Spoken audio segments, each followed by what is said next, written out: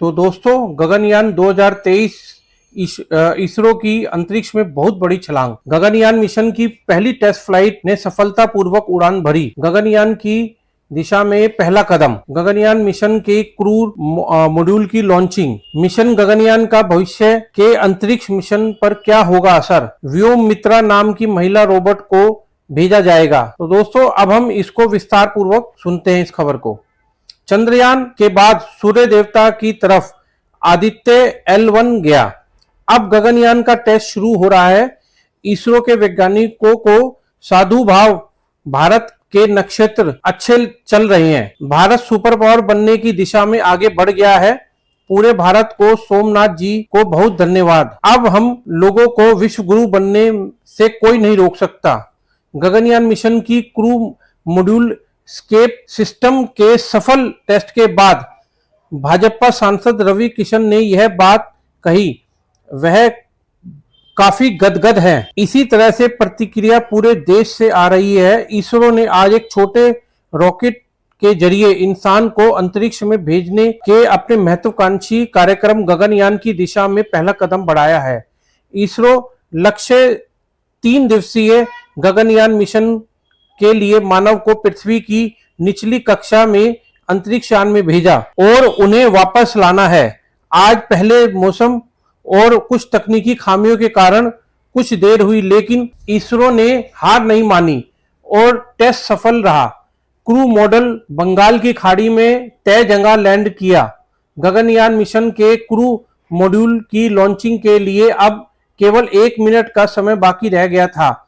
पूरा देश दुआएं कर रहा था जैसे कि क्रू मॉड्यूल को लेकर आसमान की तरफ बढ़ा। इसरो मिशन ही नहीं, देश भर में टीवी के चिपके लोग भी तालियां बजाने लगे।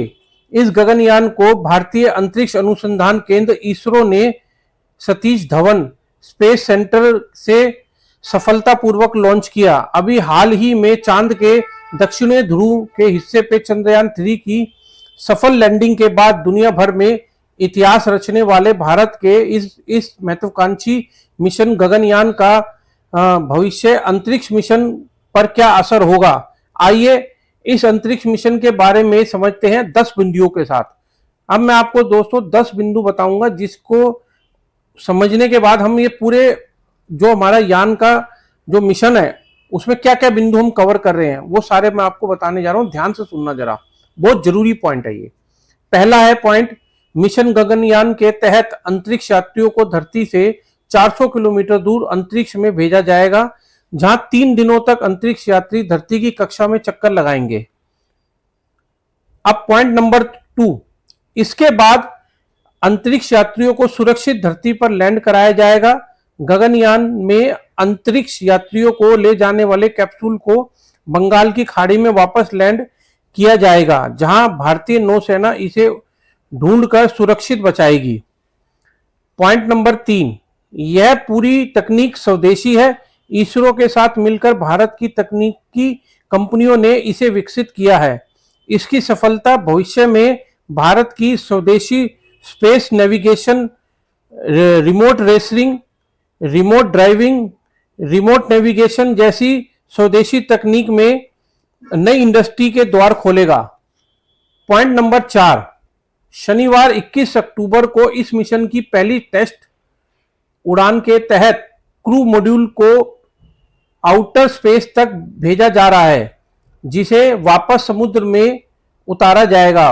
उड़ान के दौरान स्क्रीसिंग, टेलीमेट्री, एनर्जी आदि पहलुओं की जांच होगी और अंतरिक्ष में मानव भेजने की चुनौतियों को समझने में मददगार होगा। पॉइंट नंबर 5, टेस्ट लॉन्च के बाद test vehicle abort mission TVD-1 crew escape system और क्रू मॉड्यूल को 17 किलोमीटर की ऊंचाई पर प्रक्षेपित करेगा, जिसके हरिकोटा से लगभग 10 किलोमीटर दूर समुद्र में सुरक्षित उतारने की उम्मीद है। अब आते हैं पॉइंट नंबर 6 पे।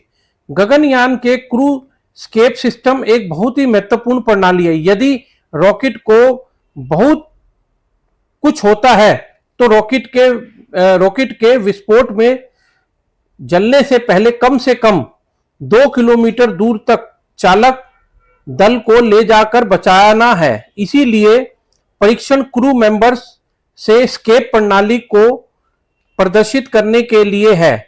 इसे ट्रांसोनिक स्थिति कहा जाता है। पॉइंट नंबर 7, गगनयान का क्रू मॉड्यूल इतना आधुनिक है कि इसमें कई तरह के खास सुविधाएं हैं, जैसे navigation system, food heater, food storage, health system, toilet आदि अंतरिक्ष यात्रियों को सुविधा के लिए विकसित किया गए हैं। पॉइंट नंबर 8, अंतरिक्ष में मानव भेजने से पहले इसमें व्योम मित्रा नाम की महिला रोबोट को भेजा जाएगा, जिसके शरीर पर एयर प्रेशर, हीट इफेक्ट और अन्य चुनौतियों को समझा जाएगा। इसके मुताबिक भारत के अंतरिक्ष यात्रियों को तैयार किया जाना है। पॉइंट नंबर 9, मिशन के लिए अंतरिक्ष यात्रियों को बेंगलुरु से एस्ट्रोनॉट ट्रेनिंग फैसिलिटी में खास ट्रेनिंग दी जा रही है। उन्हें फिजिकल क्लासरूम, फिटनेस सिमुलेटर और फ्लाइट सूट का परीक्षण दिया जा रहा है। इसमें भारतीय वायुसेना के अधिकारियों को भी शामिल किया गया है। पॉइंट नंबर 10 और आखिरी, ये बहुत महत्वपूर्ण है दोस्तों, जरूर सुनना। भारत सरकार ने मिशन गगनयान में 90.23 अरब रुपए का बजट आवंटित किया था। मिशन की सफलता के बाद 2035 तक अंतरिक्ष में भारत का अपना स्पेस स्टेशन स्थापित करने का लक्ष्य है। 2024 के अंत तक या 2025 की शुरुआत तक अंतरिक्ष में मिशन गगनयान के तहत यात्रियों को भेजा जाना है। उससे पहले कई दौर की टेस्टिंग चलेगी।